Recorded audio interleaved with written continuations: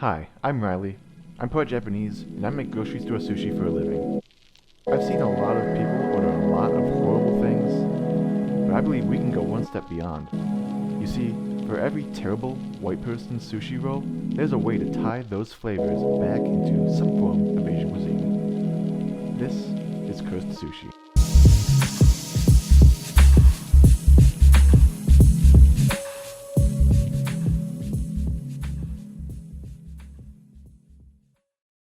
Hi, welcome to Cursed Sushi. This week we're gonna make, spin the wheel. Yeah, I'll definitely add a wheel in post. I didn't feel like making one in real life. And look, it's the peanut butter and jelly, look at that. Now, I've seen a lot of mommy bloggers make recipes for PB&J sushi that's just like a piece of bread that gets rolled up. No, this is sushi with rice and nori, and also peanut butter and jelly.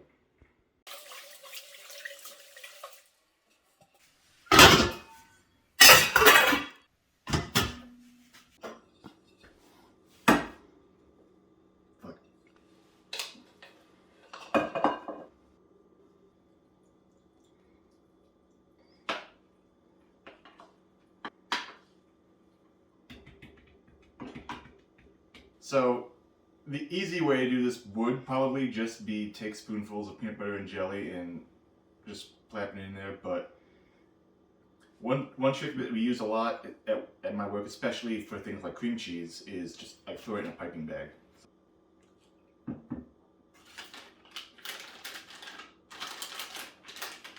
So the idea, hopefully this works, is we're gonna have sort of a half and half filling going on here.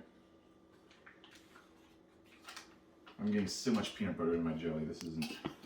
I'm doing this for you, Internet. Alright, now that we've got piping bag of peanut butter and jelly going, we can actually start building the roll itself. Start off with our rice.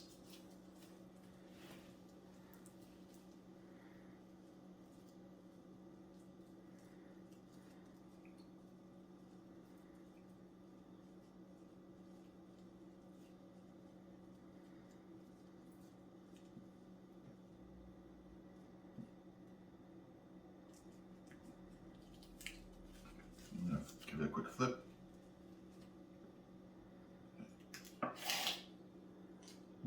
Real quick flip the bag, and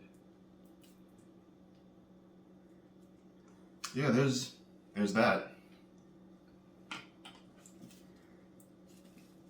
Now,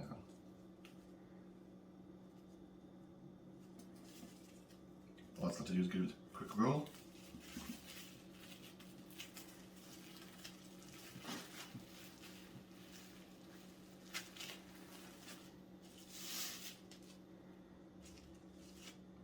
And there we have it. And I'm just gonna garnish with a little bit of black sesame to keep it look from so boring.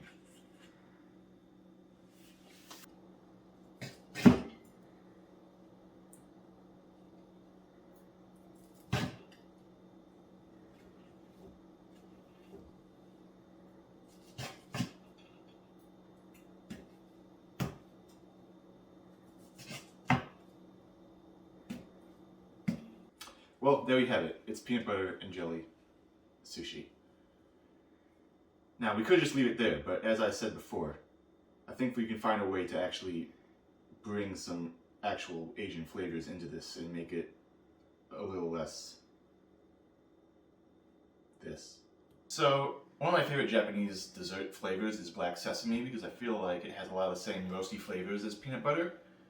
So in order to sort of replicate that, I eventually found this Chinese sesame sauce, which kind of separated out a little and it's kind of weird looking, but I feel like we use that to our advantage here because the paste at the bottom will probably behave better on the inside of the roll anyways. To sort of reinforce the flavor with some actual peanut flavor, I also got peanuts. I went down a rabbit hole of different Japanese peanut snacks. The only ones I could find in stores around me were all either chili flavored or coffee flavored, but I did eventually find a Chinese brand that did just plain fried peanuts, so we're going to use that instead. And then for the jelly aspect, I've got some umeboshi pickled plums, which I've never actually had before, so we'll see how that actually tastes together with everything else. Alright, so I'm going to start just by giving some of these a quick julienne, so they behave a little better, because, you know, this whole thing isn't going to sit well.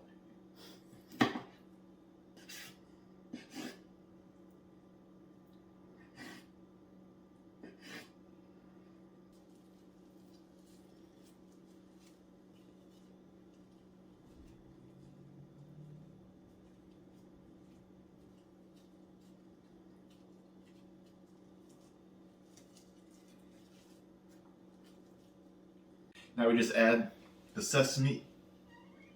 I can't get the jar open, video canceled.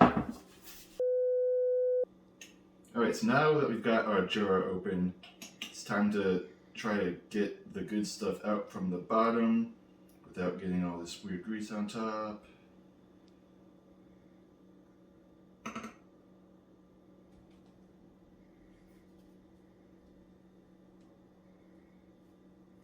Spread that in.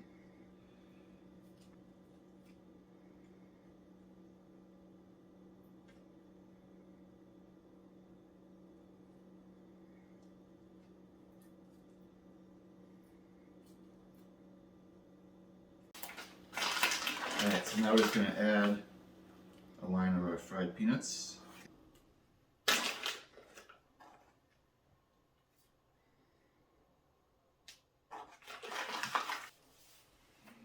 And then a line of our plums.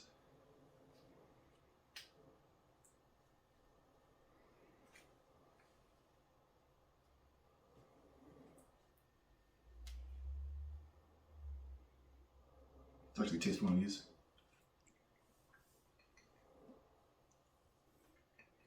Saltier than I was expecting. Okay.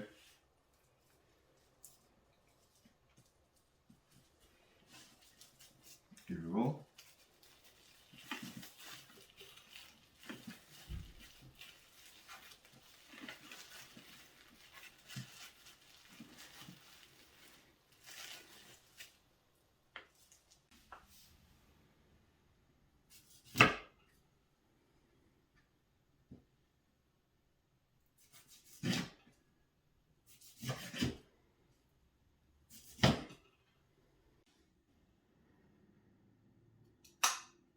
Yeah, this is working out as well as I thought it was going to.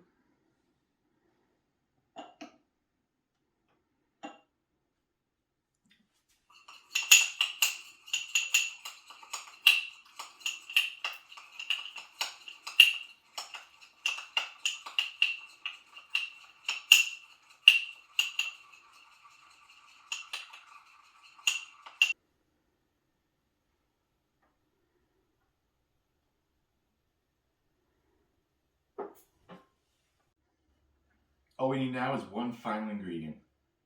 Violence.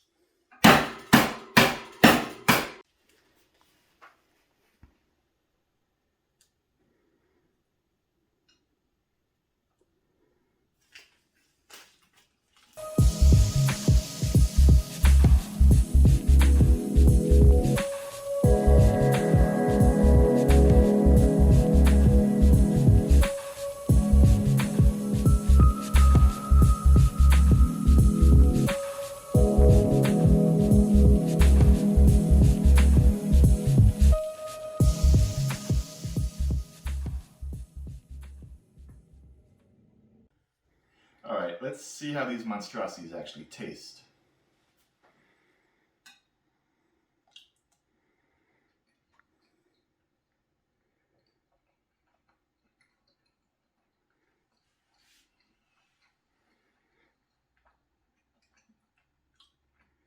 Okay, the main thing I actually got there is the nori. It took a long time for the peanut butter to even taste like anything. I don't think the jelly is too terrible in that. The sweetness kind of offsets the umami of the nori. And again, the peanut butter is just kind of there. It's not helping or hindering in any way, really. But let's see if the other one is any improvement.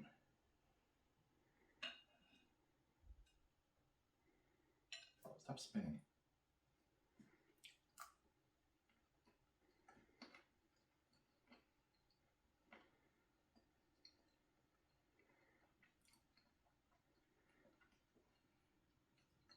So right off the bat, again, the umeboshi is very salty.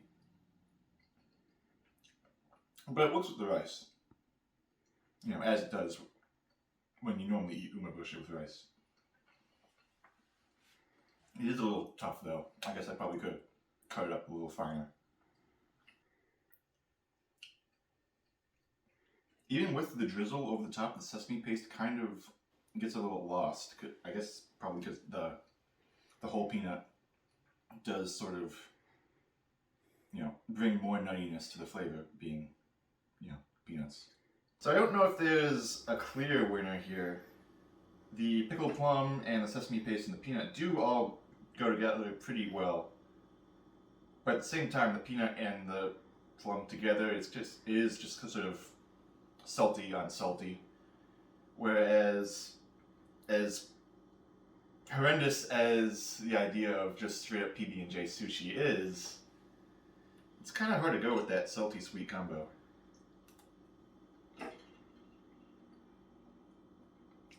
Wait, that one was whole jelly. That was just jelly. So let me guys know what you think.